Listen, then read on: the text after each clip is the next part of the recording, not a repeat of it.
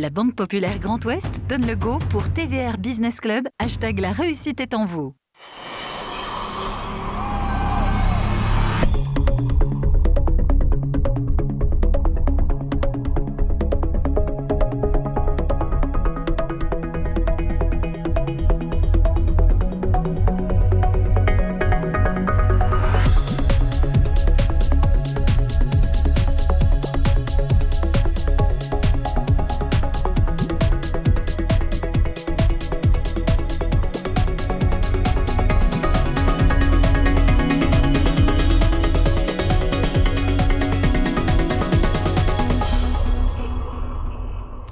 Bonsoir à toutes et à tous, soyez les bienvenus au cœur du TVR BP Go Business Club. Nous sommes au centre du village à Concarneau de cette très belle épreuve, le trophée 2022 Banque Populaire Grand Ouest sur les îles du Ponant. La semaine dernière, nous parlions vraiment relations économie et public pour porter les grandes manifestations avec Maurice Bourrigaud, le directeur général de la Banque Populaire Grand Ouest, que je remercie. Nous sommes très heureux d'accueillir deux fleurons de l'économie du Finistère Sud, de Concarneau. Merci à vous, Vincent Faujour, vous êtes le président du chantier Piriou. Et grand merci également, Denis Bourbigo, vous êtes le président fondateur d'IDB Marine. On va avec vous parler de cette technicité, de ce savoir-faire et de deux fleurons au niveau de cette économie du nautisme, mais aussi du naval, car chez Piriou, entreprise créée en 1965, eh bien c'est un groupe aujourd'hui de 1250 personnes avec un chiffre d'affaires de 279 millions qui construit des bateaux, mais qui va jusqu'aux frégates. Autant dire, les femmes et les hommes du groupe Piriou construisent vraiment ce qui se fait pratiquement de mieux en la matière. Écoutez, on espère faire ce qui est le mieux dans la matière. Je voudrais débuter par le plaisir d'être ici à Concarneau, puisque, pour rappel, le siège du groupe Piriou est situé à Concarneau. Le groupe a été créé en 1965 ici par deux frères, Guy et Michel Piriou. Et on a l'habitude de dire chez Piriou qu'on a des racines et des ailes, pour faire référence à une émission bien connue. Et donc, nos ailes sont partout dans le monde, mais nos racines sont à Concarneau, donc on est très heureux d'être ici. Alors après, sur l'aspect de nos produits, effectivement, on construit tout type de navires, de services civils et militaires, je dirais depuis 20 mètres jusqu'à quasiment 120 mètres. Avec vraiment de la construction, de la réparation et puis tout ce qui concerne bureau d'études. Donc on voit vraiment que l'étendue est vraiment très large, hein. Le spectre, il est vraiment sur un peu tout le champ d'une activité au niveau du naval. Oui, tout à fait. On considère, nous, qu'on travaille autour d'un cercle vertueux, c'est-à-dire on conçoit les navires, on construit les navires et ensuite on les répare. Et quand ce cycle s'est bien passé, eh bien, on arrive à revendre des bateaux à nos clients. C'est notre plus grande fierté. Maurice. Alors oui, vous êtes attaché à la proximité, à l'engagement, et puis vous êtes un audacieux. Peut-être pourriez-vous nous parler de l'international ? Pourquoi le Vietnam ? Pourquoi la Roumanie, qui est une position avancée très stratégique aujourd'hui pour l'ensemble des pays alliés contre l'agresseur en Ukraine ? Pourquoi cette position en Roumanie ? Qu'est-ce qui s'est passé entre le Vietnam ? Parce que vous êtes dans un monde très complexe du point de vue juridique, économique, des transferts, des coûts de transport, etc. Qu'est-ce qui se passe du point de vue international pour vous ?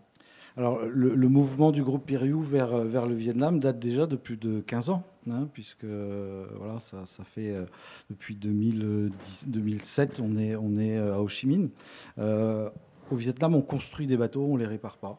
Et le mouvement stratégique du groupe à cette période, c'était de se dire, la construction de navires en France, en tout cas pour certains armateurs civils dont l'équation économique est difficile à résoudre, on n'arrive plus à la traiter uniquement depuis la France. On a des coûts de production qui étaient trop élevés. On a décidé d'accompagner nos clients et de permettre de continuer à produire des bateaux de qualité à des coûts accessibles pour l'ensemble de nos clients. Donc ça, c'est le mouvement stratégique en 2007 vers le Vietnam.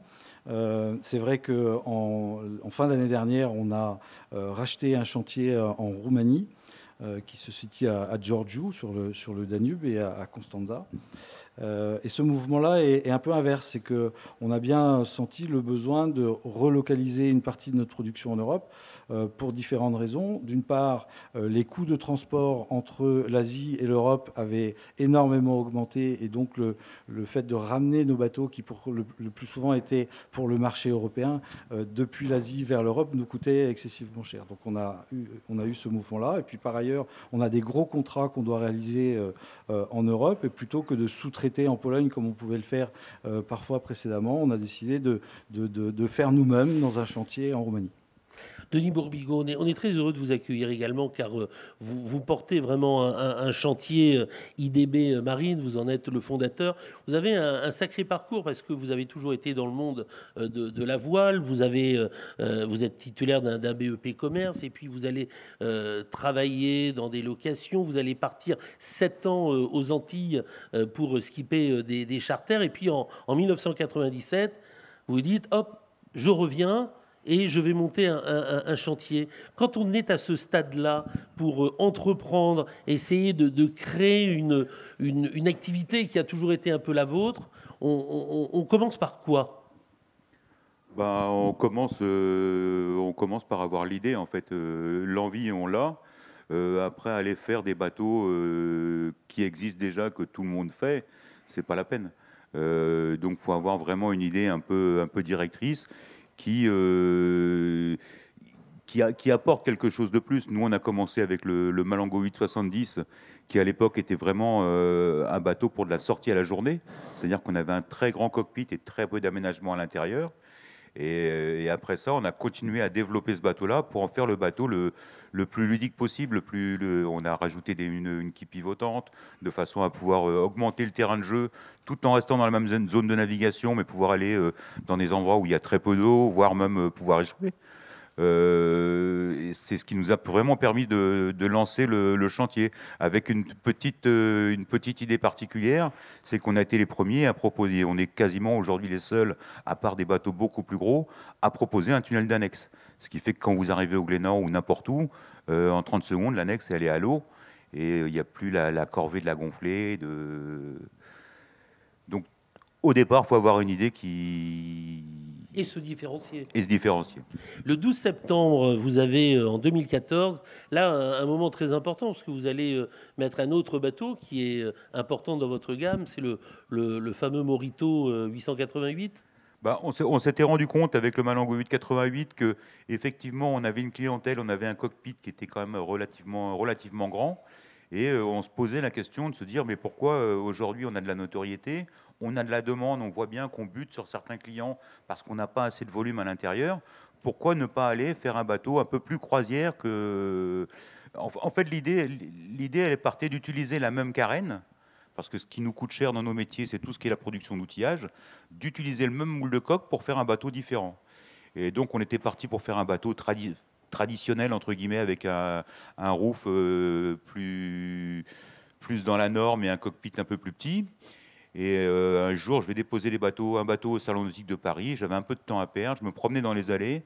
Et là, j'ai regardé un catamaran. Je me suis dit, mais c'est eux qui ont raison. Le roof panoramique, c'est génial. J'ai appelé l'architecte qui m'a dit tout de suite, il me dit, mais attends, Denis, comment on va faire pour faire quelque chose de joli ? Je dis, mais t'inquiète pas, on va y arriver. Et on y a mis un certain temps à vraiment dessiner le bateau, enfin dessiner le pont, parce que c'était uniquement le pont qu'il fallait revoir. Et ça a été un succès tout de suite dès qu'on est arrivé au Grand Pavois à La Rochelle. Alors effectivement, il y avait des gens, ah non, je ne veux pas naviguer là-dessus, c'est pas joli. Mais ça, voilà, on peut pas plaire à tout le monde. Par contre, le bateau, il apportait tellement d'avantages que même ces gens-là, au bout d'un moment, ils s'y sont faits. Et aujourd'hui, le roof de ce monocoque avec un roof de catamaran, ça passe très bien. Ça dégage des volumes à l'intérieur plutôt que d'avoir un roof légèrement retombant sur l'avant. On dégage du volume jusqu'à l'avant et surtout, on a une vision panoramique sur l'ensemble sur 180 degrés, ce qui n'est pas le cas des autres bateaux, quoi. Maurice. Vous incarnez, Denis, vous incarnez l'énergie, l'intelligence, la volonté, parce que j'ai le bonjour à vous donner de quelqu'un qui est très fier de vous, qui s'appelle Bruno Voisard, qui est le président de l'International West Club, et qui vous connaît depuis très longtemps, et qui dit que d'abord vous êtes un inventif. Le dernier bateau, je crois que c'est le 650, il est très vigoureux, il est très... Donc vous êtes un inventif parce que vous êtes d'abord un marin et ragatier et vous avez une volonté de faire... Comment est-ce que vous entraînez des salariés autour de vous? C'est ça ma question. Comment vous entraînez? Comment vous donnez envie de venir bosser chez vous? Moi, j'ai un peu l'impression de prendre le départ d'une régate, pas tous les jours, mais quasiment, quoi. Le chantier, je le vis un peu comme une régate, quoi. Donc, motiver les gens, justement, à travers des projets innovants. Vous parliez du 650. Le 650, c'est... il y a deux 650 en fait. Il y a le Maxi 650. Là, c'est l'architecte David Raison qui est venu nous voir. Il avait fait le tour de plusieurs chantiers dans la région. Nous, on était bateau de croisière rapide. On n'était pas bateau de course à l'époque. Il avait fait le tour de pas mal de chantiers dans la région qui lui avaient dit non. David Raison, il arrivait avec une étrave ronde qui était carrément... qu'il a su, c'est pas révolutionnaire parce que ça existe depuis les années 1880, mais qu'il a su remettre, dont il a su voir les avantages et les remettre au goût du jour. Il avait prouvé qu'en course ça fonctionnait bien. Donc on a commencé par faire ce bateau-là en 6 mètres 50. Donc là c'était un peu être visionnaire en se disant mais il a prouvé le gars que ça marche. Donc il fallait juste y aller, avoir un peu d'audace et prendre le dossier. C'est ce qu'on a su faire. En même temps, on savait que pour le 650, pour être sur la Mini Transat en bateau de série, il fallait faire 10 bateaux. Il fallait gagner le pari de faire plus de 10 bateaux. Ce qui n'était pas évident au début. Donc nous, on avait tout de suite la roue de secours, enfin pas la roue de secours, mais le plan B. C'était de cette carène de course qui est absolument... Aujourd'hui, moi, je la trouve fabuleuse. On a sorti le Morito en version 650. On a repris tout le concept des gros bateaux, le roof panoramique, la quille relevable, un cockpit conséquent. C'est de l'opportunité aussi. Il faut savoir être opportuniste. J'aimerais vous entendre tous les deux sur cette place forte de construction navale de Concarneau. Concarneau, pour vous, ça représente quoi? C'est un lieu où on sait innover, on sait créer, et surtout on sait ce qu'est un bateau, qu'il s'agisse d'un voilier ou d'un bateau de pêche. D'abord, on pourrait peut-être rappeler qu'à Concarneau, on construit des bateaux, en fait, dans les recherches qu'on a pu faire depuis plus de 500 ans. Hein, donc effectivement, c'est quand même il y a une longue tradition. Un vrai savoir-faire. Principalement les bateaux de pêche et pendant très longtemps. Mais aujourd'hui, on voit bien que la diversité est là et ça, c'est quelque chose d'intéressant parce que ça motive tout le monde. Et aujourd'hui, on partage un espace qui est limité, un port qui n'est pas très étendu, mais on arrive à y mêler encore de la pêche et j'espère pour encore longtemps le nautisme, la plaisance, évidemment la construction, la réparation navale.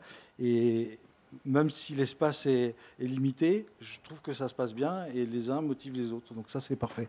Denis Bourbigo, vous sentez vraiment qu'il se passe quelque chose ici à Concarneau en la matière? Concarneau, déjà, en tant que quelqu'un en tant qu'aimant la mer et tout ce qui est maritime, Concarneau, on y voit aussi bien des bateaux de pêche, des bateaux de plaisance, des bateaux de course, des vieux gréements. Il n'y a qu'à voir en face, chez JFA en ce moment, il y a deux magnifiques bateaux de plus de 20 mètres en restauration. Il y a très peu de ports qui sont capables d'offrir un tel panel une telle diversité de bateaux, en fait, de propositions. Et merci à Emmanuel Loiseau qui nous livre ces très belles images de drones de Concarneau et vraiment de la ville close. Vraiment, c'est magnifique. C'est vraiment somptueux.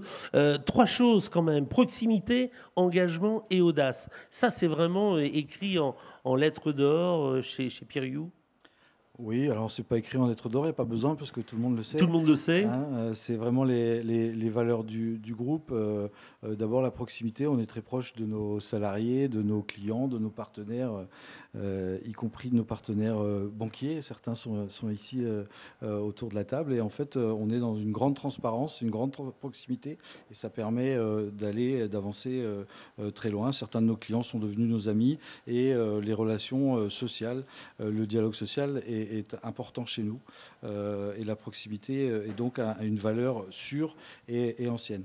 Il y a l'engagement, c'est un point important puisque finalement moi en tant que président du groupe je prends des engagements auprès de mes clients et l'ensemble des salariés tiennent ces engagements parce que je ne ferai rien tout seul. Et donc ça, c'est une valeur forte. Et puis enfin, il y a la valeur qui ferait que, sans laquelle sans doute on ne serait plus là, hein, parce que malheureusement, beaucoup de chantiers navals ont disparu dans les dizaines et les dizaines d'années passées. Et celle qui nous tient debout, c'est l'audace, c'est celle d'aller voir de l'autre côté du mur ce qui se passe, celle d'accompagner nos clients là où ils ont besoin de nous. Et donc cette valeur-là, elle est cardinale. Je pense qu'elle elle était ancrée dès la personnalité de Guy Périou, puis avec Jacques, puis avec Pascal. Ça a toujours été ça. Et nous, on est là pour que ça continue. Maurice.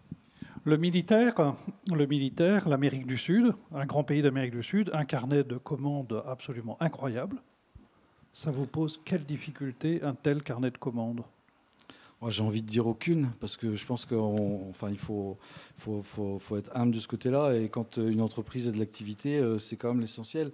Je dirais que les deux richesses d'une entreprise, c'est ses clients et ses salariés. Donc nous, notre carnet de commandes, c'est quand même une grande richesse. Malgré tout ça, ça pose quand même un certain nombre de difficultés. Le groupe est en forte croissance. Entre 2020 et 2021, on a plus que doubler notre chiffre d'affaires et on se projette à échéance 2025 à 400-500 millions d'euros de chiffre d'affaires, là où on est aujourd'hui à 280 et où on a été pendant très longtemps, pendant 10 ans, autour de 150. Donc ça pose des problèmes et le sujet principal enfin, on a deux sujets. On a le sujet des infrastructures hein, et c'est pour ça qu'on a aussi investi dans sous d'autres cieux, mais on a surtout le savoir-faire et les compétences humaines qu'on a besoin de développer. Et pour ça, on a mis en place chez Périou l'apprentissage, et pour nous, c'est quelque chose d'important, l'alternance. On a plus de 10% de nos effectifs métropolitains qui sont des apprentis ou des alternants. Et donc, cette notion de transmission, elle est importante. On le voit aujourd'hui dans le cadre de cette course, où l'idée c'est de transmettre aussi les savoir-faire. Nous, c'est un élément très important. Il faut rappeler quand même qu'on est dans l'industrie, en ce qui nous concerne, dans l'industrie en fait, et l'industrie a subi une sorte de bashing pendant de nombreuses années, depuis 10, 20, 30, 40 ans, il y a une sorte de bashing sur l'industrie. Moi-même, je suis mécanicien et très heureux de l'être, mais quand j'ai décidé de faire ce métier, on m'a dit, mais voilà, c'est pas un métier pour toi, etc. Et donc, il a fallu lutter pour faire ces métiers de l'industrie. Or, aujourd'hui, on arrive à faire de très belles carrières avec des revenus qui sont bons. Et donc, nous, on a besoin de motiver, créer une valeur autour de ça. Et ça, c'est l'enjeu principal pour nous. Vous avez besoin de lutter, Vincent, mais vous avez besoin de donner des coups de gueule aussi, parce que je me souviens en 2020, quand une commande part au Sri Lanka, ça vous met hors de vous. Oh, j'espère que ça ne m'a pas mis hors de moi, parce que ça voudrait dire qu'il n'y a pas de contrôle. Mais en tout cas, oui, je considère aujourd'hui que la commande publique doit accompagner le développement de l'industrie, surtout quand on est en phase de difficulté. Et c'est vrai que quand une grande entreprise à capitaux publics commande un bateau au Sri Lanka alors qu'il aurait pu le faire au travers d'un chantier français, ça me révolte et je le dis. J'ai des convictions et je les défends. J'aimerais vous entendre tous les deux rapidement sur l'emploi. On parle beaucoup de plein emploi, mais au niveau des chantiers, est-ce qu'il est facile de recruter, de loger à proximité aussi lorsque l'on est en bord de côte? On sait que les prix flambent. Comment ça se passe pour tous les deux? Tout d'abord, Denis. L'emploi aujourd'hui, c'est comme partout, c'est très compliqué, quoi. Même en formation, les centres de formation aujourd'hui ont du mal à remplir. Donc si les centres de formation aujourd'hui ont du mal à remplir, avec qui c'est qu'on va pouvoir embaucher dans les années qui viennent? Et c'est ça moi, c'est le côté qui m'inquiète le plus. Quand j'ai des centres de formation qui m'appellent en me disant Denis, il faut qu'on défende le composite, il faut qu'on prouve ceci, qu'on prouve cela, et je trouve ça quand même un petit peu inquiétant, quoi. C'est mon avis. Après, les solutions qu'on a, c'est d'essayer de trouver des solutions, justement, de faire venir les gens à travers des nouveautés, à travers des principes de travail aussi. Nous, ça fait depuis des années, on travaille la fibre de verre. Depuis 3 ans maintenant, on travaille sur la fibre de lin. La fibre de lin, outre le fait que c'est cultivé, c'est tissé en France, c'est un matériau qui est à travailler, beaucoup plus agréable pour les salariés. Là, on parlait du 6,50 tout à l'heure. On a eu une demande, alors qu'on avait un carnet qui était plein pour les maxi, les Maxi 650, on a eu la demande de faire dans les mêmes moules des prototypes en carbone.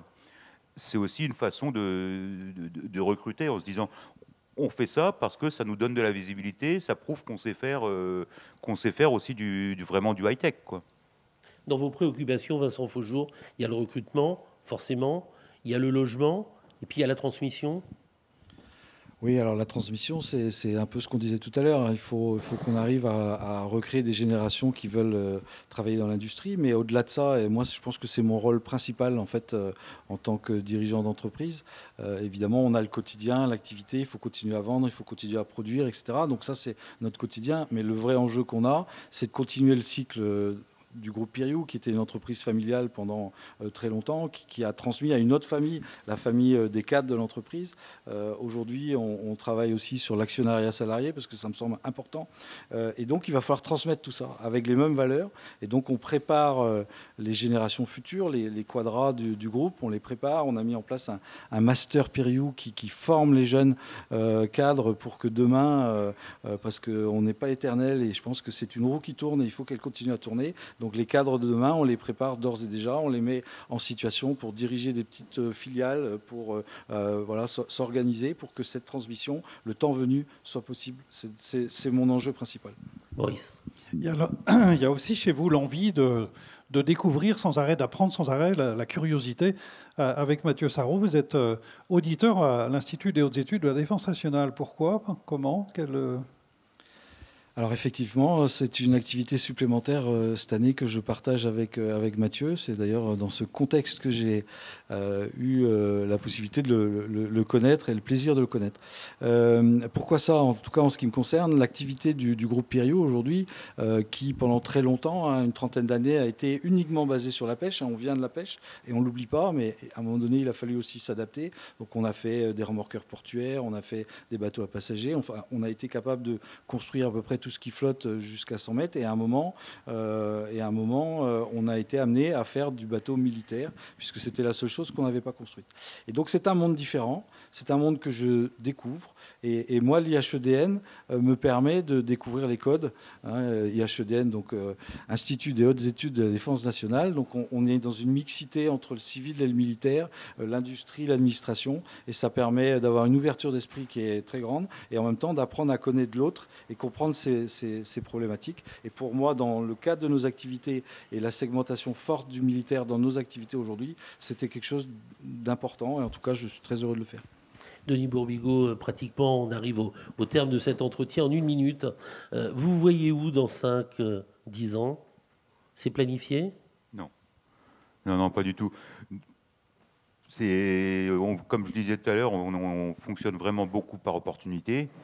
Très sincèrement, aujourd'hui, vous dire où est-ce que je serai dans 5-10 ans, je ne sais pas. Je pense qu'on a un très bon produit avec le Morito 650. On a ouvert une nouvelle voie pour le... Je pense qu'aujourd'hui, si vous me demandez de vous faire un bateau pointu, je vais vous rire au nez, je ne le ferai pas, parce que j'y crois plus du tout à ces bateaux-là. Ce qu'on vient de sortir avec le 650, avec les traves arrondies, ça a tellement d'avantages, c'est tellement... que je pense qu'on a quand même un bel avenir devant nous. Mais il faudra faire un bateau plus gros, quoi. Pour le mot de la fin, c'est vrai que Vincent Faujour, vous dites souvent, et je vous cite, être là où nos clients ont besoin de nous. Ça, c'est vraiment une phrase qui caractérise le chantier Piriou. C'est sans doute la phrase qui caractérise le plus le chantier Piriou. Et c'est aussi s'adapter aux évolutions. Et nous, l'évolution qu'on voit venir, puisqu'on a toujours évolué en s'adaptant à des nouveaux produits. Aujourd'hui, un des points majeurs, c'est la décarbonation de la propulsion des navires. Aujourd'hui, on s'investit beaucoup dans le vélique avec un certain nombre d'armateurs. On travaille avec TOWT, évidemment, avec Grand Sail, mais aussi avec Jean-Louis Etienne. Aujourd'hui, on va faire des cargos à voile et on construit également pour la région Occitanie un bateau à l'hydrogène. Donc voilà, on doit aussi aller vers là. En 2022, Piriou fera 10% de son chiffre d'affaires en décarboné et ça va continuer. Je crois qu'on peut vous applaudir vraiment tous les deux pour le savoir-faire et cette technicité de l'industrie du naval et du nautique. Maurice, nous étions très très heureux d'être au cœur de ce village, de cette très belle épreuve Transat 2022 BPGO sur les îles du Ponant. Merci en tout cas pour ces 15 jours passés ici à Concarneau. On était vraiment très très heureux de voir cette vitalité qui existe et on vous remercie tous les deux, Denis Bourbigo et Vincent Faujour. Voilà, c'était votre TVR BPGO Business Club depuis Concarneau. Merci à toutes et à tous.